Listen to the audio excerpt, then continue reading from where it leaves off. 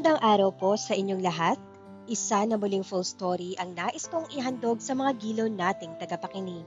Samahan niyo po sana ako sa isa na namang love story na tiyak na magpapa-inlove sa ating lahat. Mga kwento na magpaparamdam ng pusong sugatan, mga pusong sawi at mga pusong puno ng pagmamahal dito lang sa Dear Love. Pero bago tayo magpatuloy, kung bago ka pa lamang sa aking channel, ay pakilike po ng aking video. Paklik din ng subscribe button gayon din ang bell icon para lagi kayong updated sa mga parating ko pang uploads. Kaninong villa ang pupuntahan natin dito, Simon? Basag ni Tia sa nakabiming katahimikan sa loob ng humaharurot na sasakyan. Hindi tumugon si Simon. Ang mga kamay nito ay nakahawak na mahigpit sa manibela ng Pajero, habang ang mga mata ay nakatitig lamang sa kalsada. Hindi ka makasasagot? Pananuya ni Tia, bagamat may kaunting panginginig sa kanyang tinig. Siguro napakayaman na ng grupo nyo kaya nakapagpatayo na kayo ng sariling villa rito sa Ternate. Sabihin mo sa akin, nasaan ang anak ko? Stop accusing me or you won't see your daughter anymore. Galit na banta ni Simon. Nag-uumigting ang matigas nitong tinig. May pinal na tono na hindi tumatanggap ng anumang sagot. Nawala na naman na kay Boss si Tia. Napalingon siya sa bintana. Pinipigil ang luha at ang namumuong takot sa kanyang dibdib. Hindi niya maipaliwanag ang makapangyarihang mayroon sa tinig at titig ni Simon ngayon. Isang kapangyarihang kayang magpatahimik sa kanya. Sa isang saglit lamang. Malayo ito sa Simon na kilala niya noon. Hindi halos makapaniwala si Tia nang tuluyang huminto ang Pajero sa tapat ng isang nakalululang ganda na villa. Ito ang mismong villa ang tinatanaw niya kanina pa mula sa ibaba ng kapatagan. Nakatayo ito sa itaas ng burol. Di na isang palasyo ang nagmamatiyag sa buong karagatan. Bumaba si Simon at marahas na binuksan ang pinto sa panig ni Tia. Ayaw mo bang bumaba? Kunot noong singhal nito. Inirapan siya ni Tia upang itago ang kanyang pangangatan. Sigurado ka nandyan si Jasmine? Kung may mangyaring masama sa anak ko, Simon, hindi kita mapapatawad. Hindi ka rin makulit ano? Palamig na sagot ng lalaki. Hindi pa ito tuluyang mapikon ay nagmamadali ng bumaba si Tia. Iginiya siya ni Simon papasok sa naglalakay ang gate ng villa hanggang sa marating nila ang main door. Usang binuksan ni Simon ang pinto para sa kanya. Pantulot pa siyang pumasok, ngunit tila nag-aanyaya ang marangyang ambience ng loob ng villa. It was breathtakingly beautiful. Ang mga kasangkapan ay halatang mamahalin at ang arkitektura ay moderno ngunit may haplos ng karangyaan. Kanino ba talaga ang villang ito, Simon? Hindi mapigilang tanong muli ni Tia habang inililibot ang paningin. Bago pa makasagot si Simon ay sumungaw mula sa marangyang hagdanan ang isang lalaking nasa mahigit 40 anyos na. Boss, tamang-tama ang dating ninyo. Magalang na bati ng lalaki. Nailuto ko na ang mga ibinili ninyo. Malaking pusit at sugpo. Maghahain na ho ba ako sa kubo sa tabi ng tabing dagat? Napatda si Tia. Boss, tama bang narinig niya? Ang tawag na matanda kay Simon ay boss. Maya-maya na Mang Julio. Sagot ni Simon. Ang tinig ay natural sa pag-uutos. Isang katangiang hindi nakikita kay Simon 5 taon na ang nakalilipas. Nasaan ang bata? Nasa beach sila, boss. Kasama ni na Sir Jeff at Dante. Kanina pa naglalaro at baka masayang-masaya naman ho. Tugon ni Mang Julio bago magalang na yumuko at lumabas patungong kusina. Nagpalipat-lipat ang tingin ni Tia sa nilikaran ni Mang Julio at sa nakatayong si Simon sa kanyang tabi. Big time na nga ang lalaking ito, ang dating driver at bodyguard ng kanilang pamilya. Ang lalaking pinakasalan niya sa gitna ng kahirapan at kawalan ng pag-asa ay isa ng ganap na Panginoon ngayon. Mabuti pang hintayin na lang natin sila rito, sabi ni Simon nang tuluyang makaalis si Mang Julio. Umakbang ito na mas malapit pa sa kanya. Nang magkasarili na naman tayo, isang pilyong ngiti ang gumuhit sa mga labi ni Simon. Maingat na sinusuyod ng tingin ang kabuuan ng katawan ni Tia. Naramdaman ni Tia ang biglang pag-init ng kanyang mga pisngi. Isang leg-hugging white pants ang kanyang suot noong araw na iyon na tinerdohan ng itim na long sleeve blouse na humahakab sa makurba at mapang-akit niyang katawan. Hindi niya gusto ang pagkakatitig ni Simon sa kanya. Para kasing tuksong lumitaw sa isip niya ang mga eksena ng nakaraan. Mga eksena kung saan ang kininsya ng lalaking ito sa 3 magkakaibang pagkakataon, puno ng silakbok at nag-aalap na pagnanasa. May gumapang na init sa kanyang katawan na nagmula sa ibaba ng kanyang tiyan. Was it desire? Hindi niya akalaing may kapangyarihan pa rin si Simon na pukawin ng ganoon kadali ang kanyang pagkababae sa kabila ng galit na nararamdaman niya rito. What's happening to me? Sawa niya sa sarili. Pilit niyang tiyamin ang sariling emosyon. Sa halip na magpakita ng kahinaan, nagalit-galitan siya. Don't you think you owe me a lot of explanations, Simon? 5 taon kang nawala na parang bula pagkatapos ng kasal natin at ngayon ay babalik ka para kuhanin ang anak ko? Wala akong dapat i-explain sa'yo, Thea. Anito, halatang umiiwas sa usapin ng kanilang nakaraan habang humahakbang palapit sa marangyang bar na malapit sa hagdanan. Kumuha ito ng baso at nagsali ng alak. O baka naman, inuunahan mo lang ako para hindi ako humingi ng paliwanag sa'yo tungkol sa mga ginawa mo noong wala ako. Ano ang ipapaliwanag ko sa'yo? Ikaw ang biglang naglaho. Ni hindi mo man lang ako binigyan ng pagkakataon na ayusin? Ang maliit na gap natin noon. Pabalang na sagot ni Thea. Bakit? May intensyon ka ba noong ayusin ang marriage natin? Pabalang na sagot ni Thea. At saka naman, sumalungat itong lalaki. In the first place, naging mag-asawa na tayo sa totoong kahulugan ng salita. Hindi ba ginawa mo lang akong panakip butas noon? Iwan ka ni Warren? Kaya nang mangyari na ang gusto mo, ang habulin ka uli na mayaman mong ex-boyfriend. Ikaw na mismo ang gumawa ng paraan para itapon ako dahil hindi mo na ako kailangan. That's not true. Maagap na sagot ni Thea. Ngunit naramdaman niya ang tusok ng konsensya sa kanyang dibdib. Oh well, sabi ka nga pala makita ang anak mo. Halatang sinadya ni Simon na iliko ang usapan na makita ang pagkabagabag sa mukha ni Thea. Inilapag ito ang baso ng alak. Pumunta na tayo sa tabing dagat. Kahit nalilibang ang batang iyon sa paglalaro, hinahanap-hanap ka na rin niya. Hindi na iginiit ni Thea ang pag-ungkat sa nakaraan. Alam niyang sa tindi ng tensyon sa pagitan nilang dalawa. Hindi pa iyon ang tamang panahon para magpaliwanag. Ang mahalaga sa kanya ngayon ay mayakap ang kanyang anak na si Jasmine. Habang naglalakad sila patungo sa pribadong beach ng villa, manaka-naka niyang sinusulyapan ang seryosong mukha ni Simon. Malakas ang katob niyang pag-aari nga nito ang buong villa dahil sa nakita niyang malaking charcoal painting nito na nakasabit sa pinakatampok na bahagi ng sala. Ngunit mahirap pa rin paniwalaan ang kanyang isip. Paano naging bahagi ng marangyang Villa Real 2 ang isang Simon Tolentino? Ikaw, si Thea Cruz, pumatol sa dribble mo ng tatatlo lang yata ang pantalon at ni walang pwedeng ipagmalaki sa buhay. Parang tuksong umalingaw sa isip ni Thea ang mga salitang iyon ng mga taong nakapaligid sa kanya noon. Mga taong nagtaas ng kilay at humamak sa kanya nang piliin niyang magpakasal sa isang dukhang bodyguard. Akin ang vilang yon. Mahirap pang paniwalaan. Basag ni Simon sa kanyang iniisip. Ang tono ay puno ng nanguuyam na tawa. Hindi nakaimik si Thea dahil bigla siyang napahiya. Para bang nababasa ni Simon ang bawat laman ng kanyang utak. Para hindi ka na magtaka kung saan galing ang yawan ko. Patuloy ni Simon habang naglalakad sa buhanginan. Sige, isipin mo na lang na sumanib ako sa mga Abu Sayyaf. Nagkamali ako ng malaking pera mula sa mga ransom na ibinayad ng mga foreign hostages. Ginawa ko ang share ko kaya nagkaroon ako ng sariling bila rito. Mas madaling paniwalaan niyon para sa isang katulad mo. Hindi ba? Tinapunan siya ni Thea ng isang napapantiskuhang tingin. Ngunit, tinawanan lamang siya ni Simon ng malutong. Sa sandaling iyon, napagtanto ni Thea na kung noon ay hindi niya lubos na kilala ang lalaking pinakasalan niya. Mas lalo na ngayon na nagkahiwalay sila ng halos 5 taon. Ang Simon na nasa harap niya ngayon ay misteryoso, mapanganib at puno ng mga lihim. Jasmine! Hindi narinig ng bata ang unang pagtawag ni Thea. Abala si Jasmine sa masayang pakikipagabulan sa mga alon na humahalik sa puting buhangin. Kasama nito ang isang batang lalaki na halos kaedad din nito.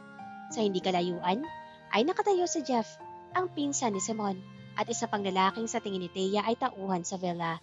Nakahinga na maluwag si Thea na hindi niya kinabukasan o kabakasan ng takot o lungkot ang mukha ng kanyang anak. Ligtas ito at masaya. Si Jeff ang una nakapansin sa kanya. Itinuro siya nito sa bata. Mami? Sigaw ni Jasmine na lumingon. Patakbong lumapit ang bata kay Thea at sumubsob sa kanyang mga bisig. Sinalubong siya ni Thea ng isang mahigpit na yakap, kasabay ng pagdaloy ng mga luhang kanina pa niya pinipigil. How's my baby? I miss you so much. I was so worried about you. Aniya habang walang tigil sa pagalik sa noo, sa batok at sa pisngi ng anak. Habang nakayakap sa anak, hindi sinasadyang napatingin si Thea sa itaas. Nakatayo roon si Simon, tahimik na nakamasid sa kanilang mag-ina. Walang emosyon na muka, ngunit may lalim ang mga mata. Did you cry, sweetheart? Sinaktan ka ba nila? Tanong ni Thea habang hinahawakan ang maliit na mukha ni Jasmine. They told me, "You're coming here kaya I didn't cry, Mommy." Sagot ng bata habang umiling. "They're very nice to me. Kiko and I are playing. Nakita mo ba mga alon, Mommy?" "Kiko, kumunot na noon ni Thea. My new friend, Mommy." Itinuro ni Jasmine ang batang lalaking kalaro niya kanina. Hinila pa ito ni Jasmine sa kamay para ilapit kay Thea. "Mommy, this is Kiko." Ngumiti ang batang lalaki sa kanya. Bungi ito. Maitim ang balat dahil sa araw at halatang payat, ngunit napaka-inosente ng mga mata. "Hi, Kiko." Bati ni Thea sa tono ng nakikipagkaibigan. Bagamat nagtataka pa rin kung sino ang bata. Alaga siya ni Simon. Biglang paliwanag ni Jeff na lumapit na sa komunidad nila at siya ang dahilan kung bakit hindi nalungkot ang anak mo rito habang wala ka. Isa rin siya sa main reason kung bakit hiniram ko ang anak mo, Thea. Sabad ni Simon mula sa kanyang likuran, formal ang boses, para may makalaro si Kiko. Hiniram? O kinidnap? Matalim na parunggit ni Thea habang mabilis na tumayo at hinarap ang asawa. Kailangan mo lang pala ng kalaro para sa alaga mo. Bakit kailangan mo pang pwersahing dalhin dito ang anak ko? Palibhasa, hindi mo alam kung paano maging isang magulang. You didn't even know kung gaano kahirap ang mamatayan sa pag-aalala. I apologize for that, Thea. Hindi ko intensyong saktan ka. Simpleng sagot ni Simon, ngunit walang bakas sa pagsisisi sa kanyang muka. Apologize? Do you really think a simple apology will do para kalimutan ko ang ginawa mo? Paano kung inatake ako sa puso dahil sa ginawa mo? Galit na sigaw ni Thea. Nagkatinginan lamang sina Simon at Jeff. Walang naglakang loob na sumagot. Sa tindi ng galit, hinila na ni Thea ang kamay ni Jasmine patungo sa sasakyan. "Uuwi na kami, Simon. Tapos na ang palabas mo." Sabi niyang mataas sa noo. Punong-puno ng dignidad ang tindig. Wala silang imikan habang pabalik sa main villa. Tanging ang masayang kwentuhan ni na Jasmine at Kiko sa likod ng Pajero ang bumabasag sa katahimikan. Itinuturo ni Jasmine kay Kiko ang isang awiti na may kasama pang aksyon ng mga kamay, habang si Simon ay tamihimik lang na nagmamaneho. Nang makabalik sila sa loob ng villa, iniakyat muna ni Thea si Jasmine sa isang guest room para bihisan. Doon ay lalo siyang nasorpresa na makita ang mga bagong damit at naglalakihang stuffed toys na nakahanda para sa kanyang anak. Binili raw lahat iyon ni Simon. Ayon kay Jasmine, matapos ayusin ang anak, bumaba sa Thea at tinarap si Simon na naghihintay sa sala. "Kung tutuusin, pwede kitang idemanda sa ginawa mong panggugulo sa pamilya ko, Simon." Galit na banta ni Thea. Ang bahagyang pagkiling ng ulo ni Simon at ang mapanlinlang ng ngiti nito ay lalong nagpasulak ng dugo ni Thea. "Idedemanda mo ko? Ha? Huwag ka na magpaligoy-ligoy, Thea. Alam ko naman, kaya mo gustong gawin niyan ay para tuluyan ka na makalaya sa akin at makapagpakasal kay Warren." Isang pasuklab na tingin ang ibinigay ni Thea sa kanya. "Hindi kami nagkaroon ng affair ni Warren. Pagkatapos mo mawalan, parang bula. Magkaibigan lang kami." Patatag niyang sabi. "Tell it to the Marins, honey." Malamig na sutsot ni Simon. May tila kumislap na puot sa kanyang mga mata. Lumapit ito sa kanya. Wala nang kalahating di ba? Ang layo sa pagitan nilang dalawa. "You can't make a fool out of me, Thea. I'm not an idiot. Alam ko ang lahat ng ginawa niya ni Warren habang nasa Amerika kayo. Kung ayaw mong maniwala, bahala ka. I won't waste my time explaining and begging you to believe me," sabi ni Thea habang pilit na iniiwas ang tingin sa malapad at maskuladong dibdib ng asawa na lalong naging kaakit-akit sa pagdaan ng mga taon. "Alam ko namang matagal ka nang gigil na ipaanal ang kasal natin." Patuloy ni Simon. Ang boses ay parang malamig na bakal. "Siguro, kung alam niyo lang kung nasaan ako nitong mga nakaraang taon, baka ipinapatay sa mukha. Ikaw ang nagtulak sa akin na mag-decide na ipaanal ang kasal natin. Umalis ka na walang kaabog-abog. Ikaw ang nagtulak sa aking umalis sa buhay mo, Thea." Mariing sagot ni Simon. Sa pagkagulat ni Thea, ngumiti pa ito matapos ang sampal. Pagkaway, bumaba ang nakakalokong tingin nito sa kanyang mga labi. "Halikang kapalit ng bawat sampal mo, Thea. At alam mong may isang salita ako." Bago pa makakilo si Thea, sa isang pagkurap na mata ay sinakop na ni Simon ang kanyang mga labi. Sandali siyang nilukob ng shock. Ngunit, nang lumalim ang halik nito at maramdaman ang dila nito mapang-akit, bigla siyang nanghina. Ang init ng katawan ni Simon ay tila mabilis na nagpabagsak sa lahat ng kanyang depensa. Pikit mata siyang napabulong sa sarap at pagnanasa bago pilit na tinipon ng lakas para kumalas. "Ano ba?" Pulyaw ni Thea, hingal na hingal. "Let me go, Simon. Kapag hindi mo pa kami hinayaan makaalis ng anak ko, itutuloy ko talaga ang pagdedemanda." Gusto mo talaga ng annulment? Seryosong tanong ni Simon. Binitiwan siya nito ngunit nakaharang pa rin sa pinto. Okay, fine. May kondisyon ako para makuha mo ang cooperation ko sa korte para madaling makulang bisa ang kasal natin. Anong kondisyon? Tanong ni Thea. Pilit itinago ang kakaibang kirot at disappointment sa kanyang puso. Nang malamang handa na nga si Simon na pakawalan siya ng tuluyan, kailangan natin magsama sa loob ng 2 buwan dito sa villa bilang isang masayang pamilya. Pinal na pahayag ni Simon. Ano? We are talking of annulment, aren't we? Anong kalokohan ito at gusto mo pang magsama tayo? Di makapaniwalang sigaw ni Thea sa loob ng silid. Para ma-adapt ko ng tuluyan si Kiko. Mahinahong paliwanag ni Simon, bagamat may lungkot na dumaan sa mga mata nito. He's an orphan. Namatay ang ama niya na makulong sa loob ng isang mine tunnel.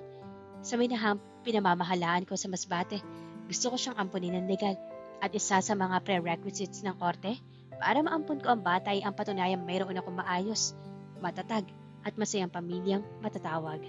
Malinaw kay Thea ang mensahe, ngunit may kakaibang sakit na gumapang sa kanyang dibdib. Willing gawin ni Simon ang lahat, magsinungaling sa korte at makasama siya ng 2 buwan para lang sa isang batang hindi naman ito kaano-ano. Samantalang ang sarili nitong anak na si Jasmine ay ayaw nitong tanggapin. You're unfair, Simon. This is so unfair. Hindi na napigilan ni Thea maiyak sa galit. Aampun ka ng ibang bata pero ang sarili mong anak itatakwil mo? Bakit papilit mo kung pinapaniwalang anak ko si Jasmine? Balik sambat ni Simon. Tumagas muli ang mukha. Kinampihan mo si Warren kaysa sa akin pagkatapos ng eksena natin sa mall noon. Nang umalis ako, madalas kayong magkasama. Dinners, out of town. At pagkatapos ng 1 buwan, sumama ka sa kanya sa Amerika. Doon ka tumira sa bahay niya sa New Jersey. Do you think na noon ako katanga para hindi isipin may nangyari sa inyo? Tinulungan lang ako ni Warren sa therapy ko. Dahil paralisado ang mga binti ko noon, Simon. Galit na depensa ni Thea. Nagsisimula pa lang ang therapy ko. Nang nalaman kong buntis ako kay Jasmine. Umalis kami rito ng August. Magto 2 months na akong buntis noon sa anak mo. At nanganak ako ng March. May mga 7 months babies na ipinapanganak, Thea. Malamig na sagot ni Simon. Sarado ang isip. At kung anak ko si Jasmine, bakit si Warren ang tinatawag niyang daddy? Bakit ngayon lang niya narinig ang pangalan ko? Naumid si Thea. Iyon ang tanong na hindi niya napaghandaan ng sagot. Nasaktan siya sa pag-alis ni Simon noon, kaya hinayaan niya mapalapit ang bata kay Warren bilang ama. Ngunit hindi niya akalaing ito ang gagamiting armas ni Simon laban sa kanya. Huwag na tayong magsisihan, pinalasabi ni Simon. Through DNA test, malalaman natin ang totoo sa tamang panahon. Pero sa ngayon, kung gusto mo ng annulment, tanggapin mo ang kondisyon ko. Matapos ang mabigat na usapang iyon, napilitan si Thea na tanggapin ang kasunduan para na rin kay Jasmine. Sa labis na pangungulila kay Kiko, nagpaalam siya sa kanyang mommy at pansamantalang itinigil ang pag-aaral ng anak upang lumipat sa Villarreal 2. Isang gabi, habang ninanamnam ni Thea ang malamig na hangin sa veranda, nakasalubong niya si Simon na nakakarobe na lamang sa wall. Missing Warren?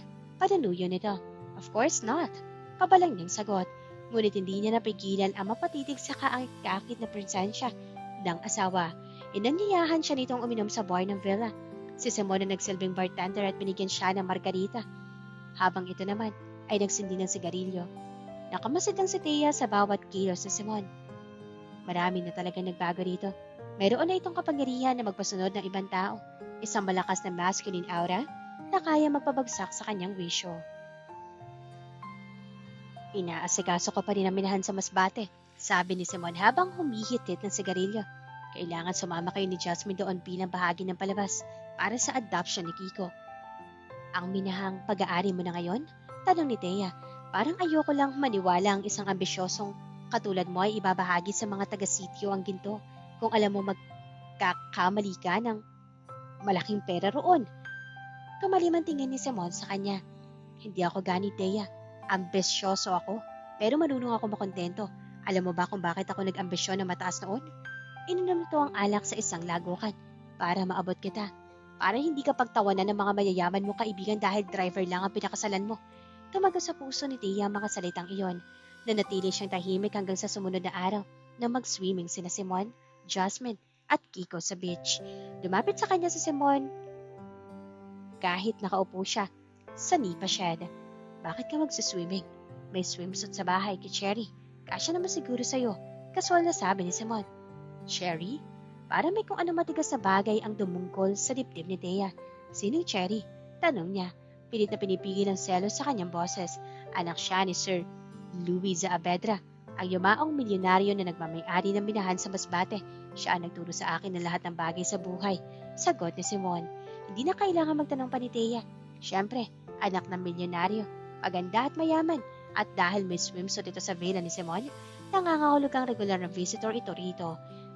Nagpuputok ang butche ni Thea sa galit nang biglang dumating si Cherry sa villa kasama si Jeff. Thea, this is Cherry. Pagpapakilala ni Simon na mag-abot silang tatlo sa sala. Cherry, this is Thea, my ex-wife. Ex-wife? Hindi pa naman annul ng kasal nila. Bakit ganoon na lang siya ipakilala nito? Bagamat friendly at sincere si Cherry sa pagbati sa kanya, isang hilaw ng ngiti lamang ang isnagot ni Thea bago nagpamadaling umakyat sa guest room at nagkulong dahil sa matinding selos. Nang hapong din iyon, lumipad sila patungo Masbate gamit ang isang 6-seater private plane ni Simon.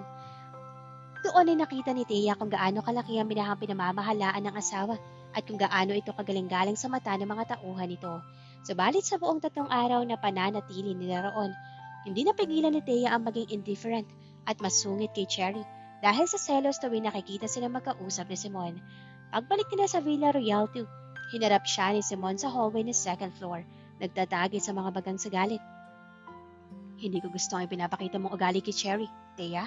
She was trying to be friendly pero naging bastos ka sa kanya. Ano ba ang problema mo? Sigaw ni Simon. It's none of your business. Singhal ni Thea. Akmang papasok sa kanyang kwarto. Ngunit mabilis na naitulak ni Simon ang pinto at pumasok. Sinukol niya si Thea sa sulok ng silid. You're jealous. I know.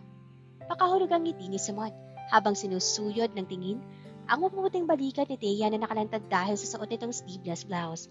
Nagsiselos ka kay Cherry dahil alam mong ang taong itinapon mo noon ay pag-aari na ng iba ngayon. Masakit ba, Thea?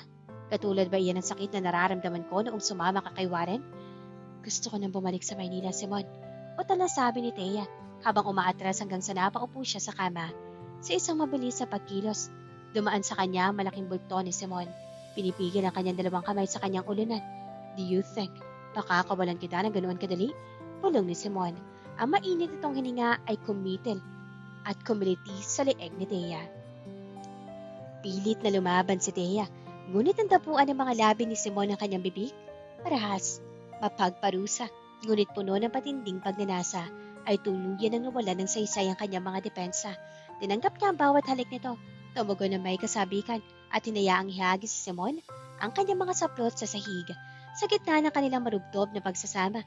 Habang dinala siya ni Simon sa rurok ng kaluwalhatian na tanging ito lamang ang makapaghahatid, hindi na napigilan ni Thea na isatinig ang katotohanan ng 5 taon niyang itinago sa kanyang sarili. I love you, Simon. Daing niya sa gitna ng kaligayahan. Tila lalong nilukob ng pagnanasa si Simon na marinig ang mga katagang iyon. Paulit-ulit nitong ipinadama kay Thea ang pag-ibig na akala nito ay natabunan na ng galit at hinanakit sa nakaraang 5 taon. Kinabukasan, narinig nilang kumakatok si Jasmine sa pinto. Bumangon si Simon at binuksan ito. Mommy is sleeping, baby. Wag mo muna siyang istorbohin. Masuyang sabi ni Simon sa anak. Yes, tito, si Daddy, anak. Pagtatama ni Simon habang biglang kinabig ang anak at niyakap ng mahigpit. Napatingin siya sa mukha ng bata, ang mga mata, ang ilong. Hindi na kailangan ng DNA test para mapatunayang dugo niya ito. Sapat na ang pag-amin ni Thea kagabi. I'm your daddy, Jasmine, not Warren. I'm sorry, baby, kung nadamay ka sa galit ko. Daddy? Nagtatanong ang mga inosenteng mata ni Jasmine, ngunit pabilis na hinalikan ni Simon sa pisngi. Bago tumakbo patungo kay Kiko para maglaro, binalikan ni Simon na nagigising na si Thea sa kama at masuyo itong hinagkan sa noo. I love you, Thea. All these years. Ikaw lang ang laman ng puso ko. It will be you forever. Napangiti si Thea. May mga luha ng kaligayahan sa kanyang mga mata. I'm sorry for everything, Simon. Naduwag lang ako noon dahil sa sinasabi ng ibang tao. Pero na-realize ko lang kung gaano kita kamahal. Kapag selos ako kay Cherry, hindi ko kayang isipin na may iba ka ng mahal. Ano kaya kung mag-tour tayo sa Europe para sa ating totoong honeymoon? Nangingiting magkahi ni Simon habang pinipisil ang ilong ni Thea.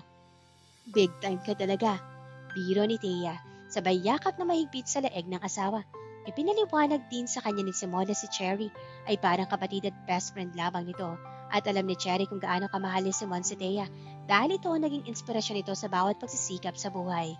Isang araw bago ang kanilang nakatakdang pag-alis patungong Europe, nagdaos sila ng isang engrandeng despedida party sa clubhouse ng Villarreal 2. Doon ay formal na ipinakilala ni Simon si Thea sa kanyang mga mararangyang kaibigan at kapwa villa owners na sina Theodore, Blake Jimenez, Martin Montero at Prince Montserrat. Masayang-masaya si Thea habang pinapanood nila Jasmine at Kiko na naglalaro sa gilid ng pool. Alam niyang legal nang maaampon ni Simon si Kiko dahil sila ay opisyal na magkasama bilang isang pamilya. Sa kalagitnaan ng kasiyahan, biglang tumunog ang cellphone ni Thea. Lumayo siya ng kaunti sa karamihan at humanap ng tahimik na sulok sa hardin bago sinagot ang tawag. Hello? Thea, this is Warren. Warren, kulat na sambit ni Thea. Nasaan ka? Kamusta ka? I'm happy for your reconciliation sa asawa mo. Malungkot ngunit tapat ang boses ni Warren mula sa kabilang linya. Sinabi ng mami mo lahat sa akin at nakiusap siyang huwag na kitang gambalain para maging tuluyan na kayong masayanin na Simon at Jasmine. Warren, I'm so sorry. Ayokong saktan ka pero huwag kang humingi na paumanhin, Thea. Alam ko namang si Simon pa rin ang hinihintay mo sa loob ng 5 taon. At ngayon, gusto ko nang aminin sa iyo ang katotohanan kung bakit kita binalikan noon sa Amerika. Malalim na buntong hininga ni Warren. Bago kita binalikan na da-diagnose ako na may malalang diferensya sa aking prostate. I don't have the capacity to make a woman happy anymore. At malabong-malabo na ako magkaroon ng sarili kong anak. Iyon ang totoong dahilan kung bakit willing akong tanggapin at ampunin si Jasmine noon dahil alam kong hindi ko na kaya. Napatda si Thea, napahawak sa kanyang dibdib. Hindi siya makapagsalita sa matinding awa para sa dating nobyo. Kaya hindi ako nagdademand ng intimate relationship sa iyo habang nasa Amerika tayo, Thea. At hindi dahil sa pagiging mag-Ginoo ko, kundi dahil sa kalagayan ko. Nagsinungaling ako sa iyo para hindi mo ako kaawaan. I don't really deserve you, Thea. Palagay ko, hindi na ako babalik pa riyan sa Pilipinas.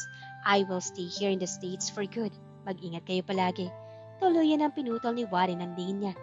Dahan-dahang ibinaba ni Thea ang telepono. Nilapitan niya si Simon na nooy masaya nakipag-usap sa kanyang mga kaibigan. Hinila niya ito ng kaunti. Paitaas sa balkonahe at isinalaysay ang lahat ng ipinagtapat ni Warren. Ngayon, naniniwala ka na bang ikaw lang ang lalaki na nagmamay-ari sa akin? At ikaw ang totoong daddy ni Jasmine? Tanong ni Thea. May pagsuya at bahagyang luha sa mga mata. Inabot ni Simon ang kanyang mga kamay at hinila siya na malapit sa kanyang katawan. Kahit hindi yun aminin ni Warren, naniniwala ako sa iyo, Thea. Noong gabing aminin mo sa akin ang pagmamahal mo, doon ko na-realize na tanging sa piling mo lang naging buo ang buhay ko. Sinserong sagot ni Simon bago iginawad kay Thea ang isang masuyong halik sa harap ng lahat ng kanilang mga bisita. Biglang umalingaw-ngaw ang palakpakan at kantiyawan mula sa ibaba kung saan nakatingin pala ang buong Villarreal. Hoy! Hindi na makapaghintay makarating sa Europe ang mag-asawang ito. Malakas na kantiyaw ng mga matatalik na kaibigan ni Simon.